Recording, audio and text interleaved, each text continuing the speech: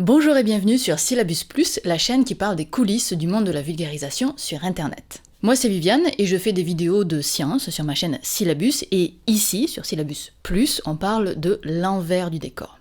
Cette semaine, j'ai 2 personnes qui sont venues me voir pour me demander quel micro acheter pour que leur son soit de meilleure qualité. Et en particulier dans le contexte du télétravail où on est nombreux à communiquer en ligne et à y faire passer notre voix. Vous le savez peut-être, mais je fais une chronique hebdomadaire à la radio tous les lundis et depuis le coronavirus, je fais mes chroniques par Skype.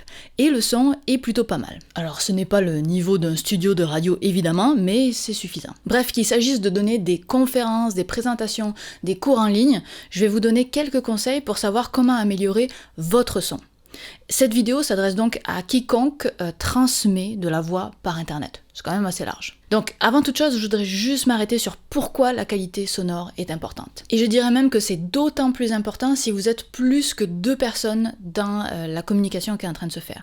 Parce que quand vous êtes à 2, tous les participants sont en quelque sorte acteurs de la conversation. Mais dès que le public s'agrandit, ça signifie qu'il y aura de nombreux auditeurs passifs. Tout le monde ne peut pas participer à la conversation en même temps, c'est assez évident. Et donc, pour garder l'attention des auditrices et des auditeurs passifs, il faut non seulement avoir une présentation de qualité, mais aussi, et même avant tout, avoir une bonne qualité sonore.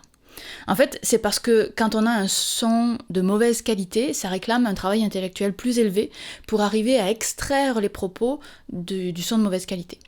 Donc, maintenant, on rentre vraiment dans le détail. Comment améliorer son son actuel ? Cette fois-ci, on regarde sans changer de matériel. Alors sans changer de matériel, on considère que vous n'avez pas grand-chose, et avec pas grand-chose, il n'y a pas énormément de choix à votre disposition. La première chose à faire, évidemment, c'est de couper toutes les sources de bruit qui viendraient parasiter votre discours. Si vous avez des enfants, un frigo juste à côté, une télé qui fonctionne, changez de pièce. Si vous avez une ventilation, éteignez-la. Si vous avez des sons extérieurs, fermez la fenêtre. Bref, coupez-vous de tous les autres sons. Alors dans la situation où vous êtes en communication uniquement audio et non pas vidéo, vous pouvez aussi vous mettre sous une couette ou vous enfermer dans un placard. Ça permet de réduire énormément l'écho et d'avoir un son de meilleure qualité. Et c'est vraiment significatif. Gabrielle, qui est chroniqueuse et recherchiste à Radio-Canada, là où je travaille, elle s'est installée dans son placard pour enregistrer sa chronique. Alors maintenant, on va considérer que vous avez un minimum de budget pour essayer d'améliorer votre son. Et la règle numéro 1 en audio, c'est d'avoir le micro assez proche de sa bouche. Quand vous faites une conférence donc par internet en utilisant le micro qui est inclus dans votre ordinateur, dans votre laptop, vous êtes assez loin. Donc le micro enregistrera autant les bruits parasites que votre voix. Et donc une énorme amélioration sera donc de vous procurer des écouteurs qui ont un petit micro comme ça. Parce que ça, en fait, ça permet de rapprocher le micro de votre bouche. La seule chose qu'il faut vérifier, c'est que ce micro ne se coince pas dans les vêtements et qu'il ne se mette pas à frotter sur les vêtements, parce que ça, c'est encore pire. Alors, le simple fait d'avoir un micro comme ça, proche de votre bouche, ça devrait vous amener une différence majeure dans la qualité audio entre ça et avoir uniquement le micro intégré de son ordinateur. Maintenant, si vous avez un budget un tout petit peu plus élevé, je vous conseille de vous tourner vers des micros dédiés, comme celui-ci par exemple, et idéalement qui se branchent en USB. Les professionnels du son ne vous conseilleront jamais un micro USB, mais honnêtement, pour l'usage qu'on prévoit d'en faire sur Internet pour des conférences, c'est largement suffisant. La grande problématique des micros USB, honnêtement, c'est juste de les choisir, parce qu'il y en a beaucoup, il y en a même beaucoup trop. Et les 2 personnes qui m'ont demandé quel micro je leur conseillerais, moi je leur ai conseillé de se tourner vers le micro Blue Yeti, qui est honnêtement un standard en termes de micro de début de gamme pour un son de qualité, et il est hyper simple à installer. Mais il y a plein d'autres micros qui sont un peu moins chers que le Blue Yeti, qui vous donneront un son tout à fait satisfaisant.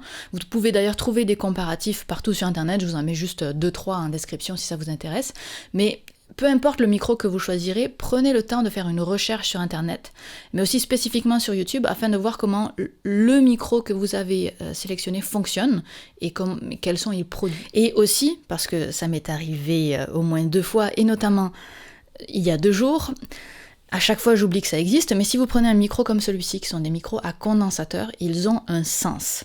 Il faut parler d'un certain côté, parce que de l'autre côté, c'est pas là que se trouve le micro. Et en général, le côté où il faut parler, c'est là où il y a le logo de la compagnie. Alors quand je tourne mes propres vidéos comme en ce moment, je me rends tout de suite compte si je suis dans le mauvais sens ou pas, parce que j'ai un casque et je vérifie le son du micro avant de commencer la vidéo. Mais quand je suis dans une conférence Zoom ou Skype, j'ai pas de retour audio, donc j'ai aucune idée qu'à ce moment-là, je suis en train d'utiliser mon micro à l'envers.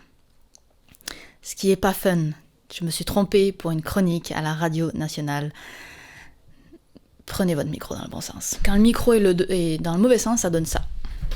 Ok, là je parle dans le micro dans le mauvais sens. J'ai pas vérifié ce que ça donne, mais a priori ça devrait être pas mal moins bon. Donc comme vous pouvez le voir, de mon côté je suis équipée différemment, je n'ai pas un Blue Yeti. Je produis en général des vidéos qui nécessitent plutôt des micros différents, donc j'utilise beaucoup un micro cravate ou un micro canon qui est un long micro, qui sont bien adaptés pour de la vidéo mais qui sont pas franchement adaptés pour du Skype ou du Zoom. Donc pour faire de la radio à distance, je me suis ajustée en fonction du matériel que j'avais déjà. J'ai emprunté un micro, celui-là c'est le Audio-Technica AT2020, qui est un équivalent du Blue Yeti mais qui ne se branche pas de base en USB. Merci Jérémy pour le prêt du micro, si t'en as besoin tu me dis, je te le rends. Et ce micro est connecté à un enregistreur de son, c'est le Zoom H4n Pro, et lui-même, quand j'enregistre quand je fais une conférence en ligne, il est branché à mon ordinateur et je le sélectionne dans Skype ou dans Zoom pour que ce soit lui mon micro. J'ai aussi un filtre anti-pop, je vais y revenir juste après, et tout cet ensemble ça fonctionne très bien, mais ça revient à quasiment 400 $ de plus que le simple Blue Yeti, parce qu'il y a le prix du H4n en plus, et honnêtement je pense que la qualité est assez similaire. Et si vous avez un plus gros budget que celui du prix du micro, achetez du chocolat, du fromage, puis dégustez. En fait, je vous conseille pas de prendre du matériel plus cher parce qu'il y a de bonnes chances que vous n'entendrez pas de différence entre du milieu de gamme et du haut de gamme si vous ne travaillez pas déjà dans les métiers du son. Et souvent, en plus, un matériel plus haut de gamme, ça s'accompagne de paramètres à régler qui complexifient beaucoup l'enregistrement du son.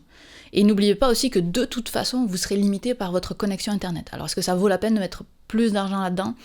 Je suis pas sûre. Par contre, au niveau des accessoires, vous pouvez acheter un filtre anti-pop. L'intérêt de ces filtres, c'est d'atténuer les P, les B et les T qui peuvent produire un son assez désagréable. P, P, P, P, P, P. C'est pas forcément essentiel, mais disons que c'est un peu mieux. Puis au moins c'est très peu cher et si vous voulez économiser, vous pouvez même en fabriquer un vous-même. Encore une fois, je vous mets un lien en description. Quoi qu'il arrive, n'oubliez pas qu'en branchant un micro, il vous faudra aller changer les paramètres sonores dans votre logiciel, donc Skype, Zoom, Microsoft Teams, tout ça, pour qu'il utilise votre nouveau micro et non l'ancien, c'est évident. J'espère que ces quelques conseils vous auront été utiles. N'hésitez pas à ajouter des informations ou à recommander des micros en commentaire, partagez la vidéo, posez des questions, abonnez-vous et nous on se retrouve lundi prochain. Bye.